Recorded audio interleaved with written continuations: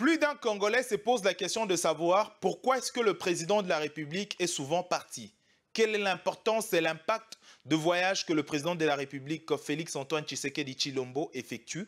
C'est aujourd'hui, à travers cette interview avec le directeur adjoint de la communication présidentielle, Jean-Pierre Wafania, que vous aurez des éléments de réponse. Également, des réponses sur une panoplie de thèmes et des questions que vous vous posez certainement. Mesdames et messieurs, bonjour et bienvenue.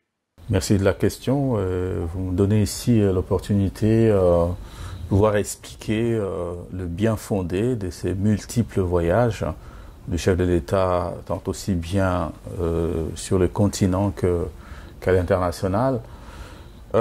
Écoutez, le chef de l'État est le garant de la nation.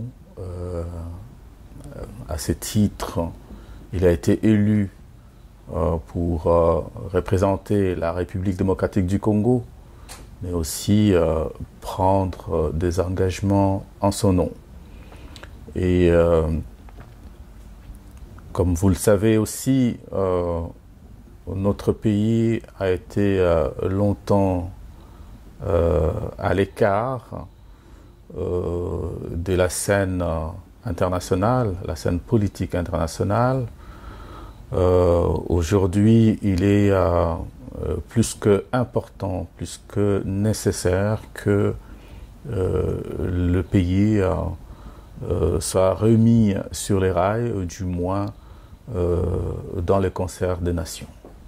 Vous vous rappellerez que lorsque le chef de l'État a pris ses fonctions, dans son discours d'investiture, il avait notamment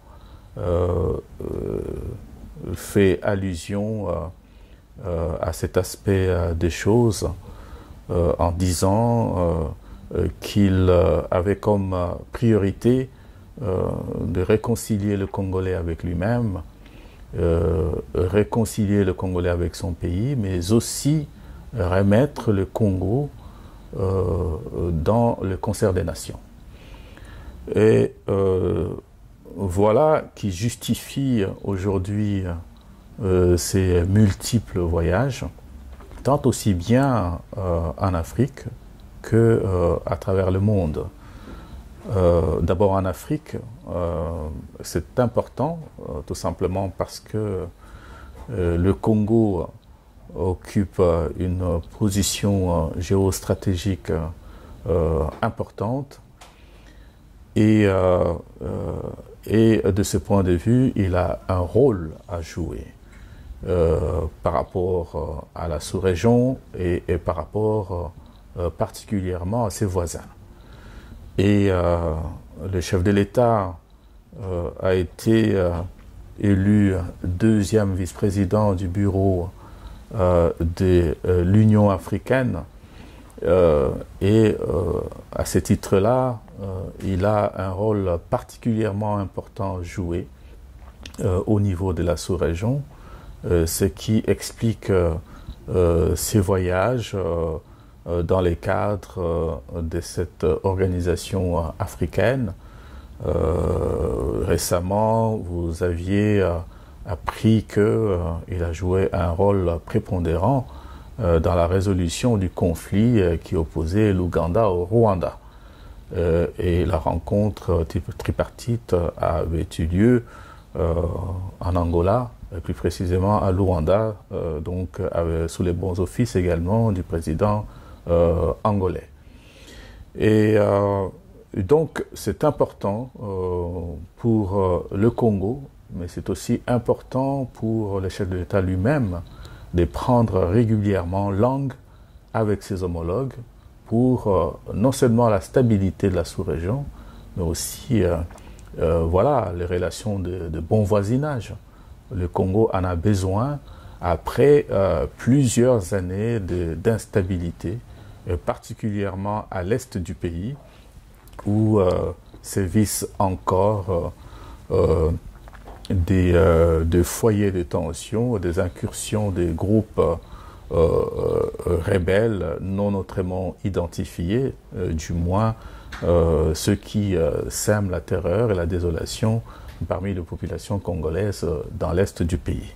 Et donc, le président Félix-Antoine Tshisekedi a cette responsabilité-là, en tant que chef de l'État, de se déplacer, de s'expliquer avec ses homologues, ses voisins, sur cette question-là particulièrement. Alors, à l'international, c'est clair que, comme je le disais tantôt, il s'est passé plusieurs années sans que notre pays ne soit présent sur la scène internationale. Et donc, même que on a remarqué qu'à cause de cette absence, qui est due à plusieurs raisons dont je ne parlerai pas ici, d'autres, donc des pays tierces, donc prenaient la parole en nos lieux et places, ce qui était inacceptable. Aujourd'hui, il est important que le Congo, la République démocratique du Congo, retrouve sa voix, disons, sur le plan international. Et il n'y a pas meilleure personne que le chef de l'État, qui, je le rappelle, a été élu par les Congolais pour le représenter et prendre des engagements en son nom. Il n'y a pas meilleure personne que lui pour pouvoir voilà, représenter le pays et faire des déplacements en connaissance de cause et en toute responsabilité.